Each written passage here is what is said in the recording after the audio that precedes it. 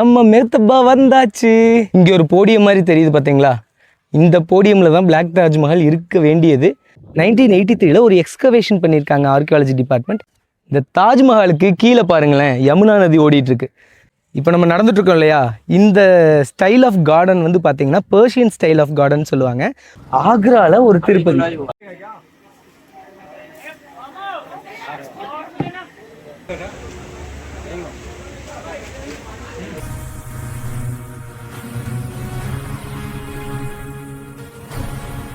Hello guys, welcome to Tamil லிசிஸ். நான் உங்கள் மாதேஸ்வரன். 2 நாளாக நாங்கள் வந்து ட்ரெயினில் ட்ராவல் பண்ணிகிட்ருக்கோம். ஸோ அடுத்து வர்ற ஸ்டேஷன் வந்து பார்த்தீங்கன்னா ஆக்ரா காண்டில் நாங்கள் இறங்கிட்டு போனோடனே ஹோட்டலில் ரெஃப்ரெஷ் ஆகிறோம். ரெஃப்ரெஷ் ஆன உடனே நம்ம வந்து தாஜ்மஹால் பார்க்க போகிறோம். ஐயோ,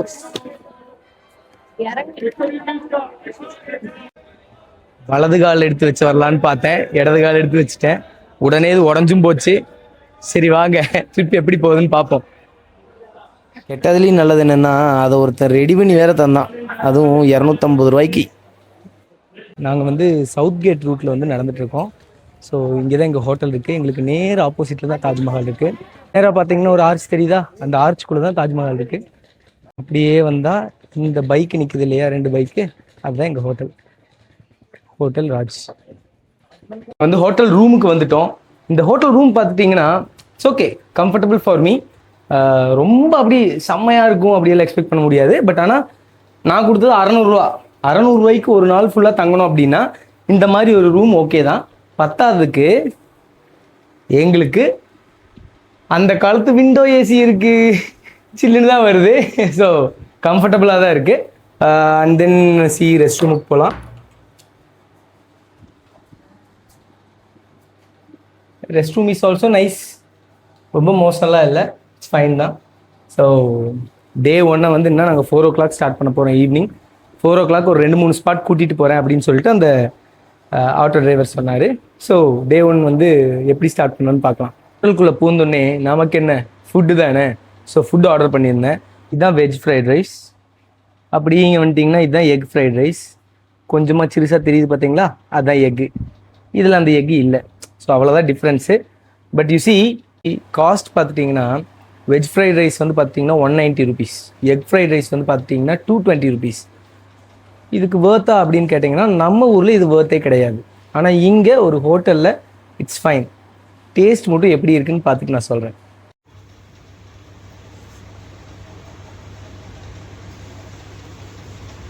தாஜ்மஹால் காலையில் பார்க்குறதுக்கு தாங்க அழகாக இருக்கும். இதே தாஜ்மஹால் ஈவினிங் பார்த்தா எங்கே அழகாக இருக்கும் அப்படின்னா மெஹ்தப்பாங்க. ஸோ வந்துட்டோம்.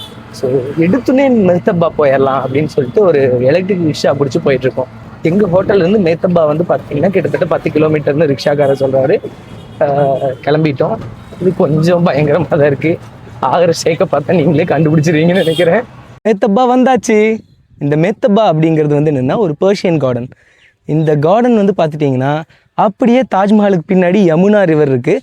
அந்த யமுனா ரிவருக்கு அடுத்து ஷாஜகான் வந்து என்னென்னா பிளாக் கலரில் ஒரு தாஜ்மஹால் அவருக்காகவே கன்ஸ்ட்ரக்ட் பண்ணலான்னு நினச்சாரு. அந்த தாஜ்மஹால் இருக்க வேண்டிய இடம் தான் இந்த மெஹ்தப்பா.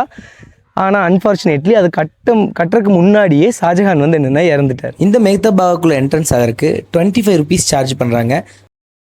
பேத்தோட கனவு கண்ணு முன்னாடி இருக்குது பாருங்கள், அங்கே பாருங்கள், இவன் தான் அவன். தாஜ்மஹால் சும்மா சொல்லக்கூடாதுங்க. இந்த இடத்துல நின்று பார்க்குறக்கு தாஜ்மஹால் வேறு லெவலில் இருக்குங்க. தாஜ்மஹாலை எங்கேருந்து பார்த்தாலும் இவ்வளோ அழகாக இருக்காதுங்க.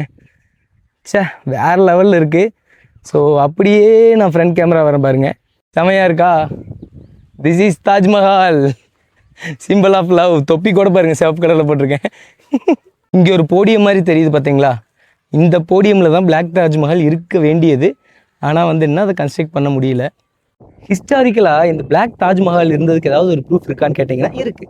1983 ஒரு எக்ஸ்கவேஷன் பண்ணியிருக்காங்க ஆர்கியாலஜி டிபார்ட்மெண்ட். அந்த எக்ஸ்கவேஷனில் நிறைய பிளாக் மார்பிள்ஸ் வந்து இங்கேருந்து எடுத்திருக்காங்க. ஸோ ஷாஜகான் வந்து என்னென்னா பிளாக் தாஜ்மஹால் கட்டிட்டு இருந்தார் அப்படிங்கிறது ஒரு மித்தாக இருந்தது போக, அந்த பிளாக் மார்பிள்ஸ் இங்கேருந்து எடுத்தனால இங்கே பிளாக் தாஜ்மஹாலுக்கான கன்ஸ்ட்ரக்ஷன் போயிட்டு இருந்திருக்கு அப்படிங்கிறத மக்கள் நம்புகிறாங்க. இந்த தாஜ்மஹாலுக்கு கீழே பாருங்களேன், யமுனா நதி ஓடிட்டுருக்கு. ஸோ இந்த தாஜ்மஹால் எப்படி கன்ஸ்ட்ரக்ட் பண்ணியிருக்காங்க அப்படின்னா, இந்த இடத்துல இருந்து இந்த தாஜ்மஹால் பிளாக் தாஜ்மஹால் இருந்து நம்ம பார்த்தோம் அப்படின்னா, சாரி யமுனா நதி மேலே தாஜ்மஹாலோட ரிஃப்ளெக்ஷன் தெரியும். ஸோ அந்த மாதிரி தான் இதை கன்ஸ்ட்ரக்ட் பண்ணியிருக்காங்க. இன்னொன்று என்னென்னா, இப்போ இருந்து இது யமுனா நதியாட்டு இல்லை, இது வந்து கூவம் நதியாட்டு இருக்குது. நீங்கள் கொஞ்சம் அங்கே பாருங்களேன். ஆக்சுவலி கூவம் நதியே நல்ல நதி தான், அதுவே வீணாக போயிடுச்சு. யமுனா நதி வீணாக தான் போயிடுச்சு. ஏன்னா இங்கே அத்தனை தண்ணி இருக்குமா. இப்போ பாருங்கள், ஏதோ டிச்சில் தண்ணி ஓடுற மாதிரி ஓடிட்டுருக்கு. இப்போ நம்ம நடந்துட்டுருக்கோம் இல்லையா, இந்த ஸ்டைல் ஆஃப் கார்டன் வந்து பார்த்திங்கன்னா பெர்ஷியன் ஸ்டைல் ஆஃப் கார்டன் சொல்லுவாங்க. பெர்ஷியாவில் எந்த மாதிரி, பெர்ஷியாவோட பேலசஸில் எந்த மாதிரியெல்லாம் கார்டன் இருக்குமோ அந்த மாதிரி இந்த கார்டனை வந்து பார்த்திங்கன்னா வடிவமைச்சிருக்காங்க. ஸோ இப்போது இதே ஸ்டைலில் தான் தாஜ்மஹாலுக்கு உள்ளேயும் கார்டன் இருக்கும். அது எப்படி பேரலாக தாஜ்மஹாலுக்கு உள்ளேயும், தாஜ்மஹாலை தாண்டி ஒரு நதி இருக்குது, அந்த நதியை தாண்டி ஒரு கார்டன் அமைச்சிருப்பாங்கன்னு நீங்கள் நினைக்கிறீங்க? அஃப்கோர்ஸ் அது எதுக்காக இருக்கும்? இன்னொரு தாஜ்மஹால் கட்டுறக்காக தான். ஷாஜஹான் பேக் தாஜ்மஹால் கட்டலாம் அப்படின்னு பிளான் பண்ணதுக்கு இதுவே ஒரு பெரிய சாட்சின்னு சொல்கிறாங்க. இந்த ஷார்ட்டை மட்டும் கொஞ்சம் பாருங்களேன், அப்படியே ஒரு கவிதை சொல்கிற மாதிரி இல்லை? மெயினாக நீங்கள் இந்த மெக்தபாக்கு எப்போ வரணும் அப்படின்னா ஈவினிங் டைம் தான். சன்செட் டைமில் இந்த தாஜ்மஹால் கோல்டன் கலரில் அப்படி இருக்குங்க. நீங்கள் தாஜ்மஹாலுக்கு உள்ளே போனீங்கன்னா கூட அவ்வளோ ப்ளசண்ட்டாக அழகாக இருக்காது. இந்த மெக்தபாக்கு வந்தீங்கன்னா அவ்வளோ சூப்பராக இருக்கும், செமையாக இருக்குங்க. நான் மத்தியானம் வெயிலில் வந்திருக்கேன், இப்போவே அது செம அழகாக இருக்குங்க. ஸோ மறக்காமல் ஆக்ரா நீங்கள் வர்றீங்க, அதுவும் நம்ம வீடியோவை பார்த்துட்டு இன்ஸ்பயர் ஆகலாம் ஆக்ராவுக்கு வரீங்கன்னா கண்டிப்பாக இந்த மெக்தபாக்கு வந்து இந்த தாஜ்மஹாலை பார்த்துட்டு போங்க. நீங்கள் உள்ளே போய் பார்க்குறத விட இங்கிருந்து பார்க்குற எக்ஸ்பீரியன்ஸ் செம சூப்பராக இருக்கும். இப்போ மெக்தபா முடிச்சுட்டு ரூமுக்கு போய் ஃப்ரெஷ் ஆகிட்டு காஸ்டியூமெல்லாம் சேஞ்ச் பண்ணிட்டு வருங்க, வேஷ்டியெல்லாம் போட்டு காஸ்டியூமெல்லாம் சேஞ்ச் பண்ணிட்டு அடுத்து நாங்கள் எங்கே போகிறோம் அப்படின்னா கோவிலுக்கு. இங்கே ஒரு ஸ்பெஷலான கோவில் இருக்கான். என்ன கோவில் தெரியுமா? திருப்பதி. ஆக்ராவில் ஒரு திருப்பதி, அங்கே நாங்கள் போக போகிறோம். ஸோ இதுதான் இந்த திருப்பதி பாலாஜி டெம்பிள். அப்படி ஒன்றும் இந்த கோயில் பெருசாக இல்லை, ஆனால் ஆக்ராவில் நான் பார்த்த ஒரே கோயில் இதுதான். ஏன்னா வேறு கோயில் எதையுமே நான் பார்க்கல. இந்த கோயிலில் வந்து பார்த்திங்கன்னா பெருமாள் வெங்கடாச்சலபதி ரூபத்திலேயே தான் இருந்தார். அப்புறம் இந்த கோயிலை சுற்றியும் பார்த்துட்டிங்கன்னா அந்த தசாவதாரங்கள் சிலைகளும் அங்கே இருந்துச்சு. ஏங்க என்னதான் இங்கே ஒரு ரேர் சைட்டிங்கில் இந்த கோயில் இருந்தாலும் நம்ம ஊர் கோயிலை டச் பண்ண கூட முடியாதுங்க. நம்ம ஊர் தான், வெளியூர் தாங்க. என்ன இந்த கோயிலோட ஆர்கிடெக்சர் பெருமாளுக்கே புதுசாக தாங்க இருந்திருக்கும், அந்த மாதிரி டிஃப்ரெண்ட்டாக இருந்துச்சு. அடுத்து நாங்கள் பஜாருக்கு போயிட்டோங்க. ஷூஸு, லெதர் ஜாக்கெட்ஸ் எல்லாம் இந்த ஊரில் பயங்கர ஃபேமஸுங்க. ஸோ இங்கே கிட்டத்தட்ட 1500 லெதர் ஃபேக்ட்ரிஸ் இருக்கான். இந்த ஆக்ராவோட பில்டிங்ஸ் எல்லாம் பாருங்களேன், ரொம்ப பழசாக பாலடைஞ்சு போயிருந்துச்சு. ஆனால் ஊர் ரொம்ப சுத்தமாக இருந்துச்சு. அடுத்து ஈவினிங் ஸ்நாக்ஸ் டைம் இல்லையா, அதனால் ஒரு பேல்பூரி ஆர்டர் பண்ணேன். அண்ணன் எப்படி போடுறாரு பாருங்க, அள்ளி வீசுகிறாரு. இந்த ஐட்டத்தில் பாதி ஐட்டம் கூட நம்ம ஊரில் போட மாட்டாங்க. இதில் பத்தாததுக்கு வெங்காயத்தை அரிஞ்சு போட்டு சேச்சா மலை சாரல் மாதிரி தூவி விட்டு எலுமிச்சம்பழத்தை எல்லாம் புழிஞ்சு விட்டு அடாடா, அதை பார்க்கும்போதே டேஸ்ட்டாக இருந்துச்சுங்க. ஆனால் என்ன ஒரே குறை, நம்ம ஊர் மாதிரி சாம்பார் குழம்பெல்லாம் ஊற்ற மாட்டாங்க. இவங்களது கொஞ்சம் அப்படியே ஒரு மாதிரி ட்ரையாக தான் இருக்கும். ஆனால் இப்போ அவர் எடுத்து வைப்பார் பாருங்களேன், வைக்கும்போது அவ்வளோ பார்க்குறக்கே அவ்வளோ அட்டகாசமாக இருக்குங்க.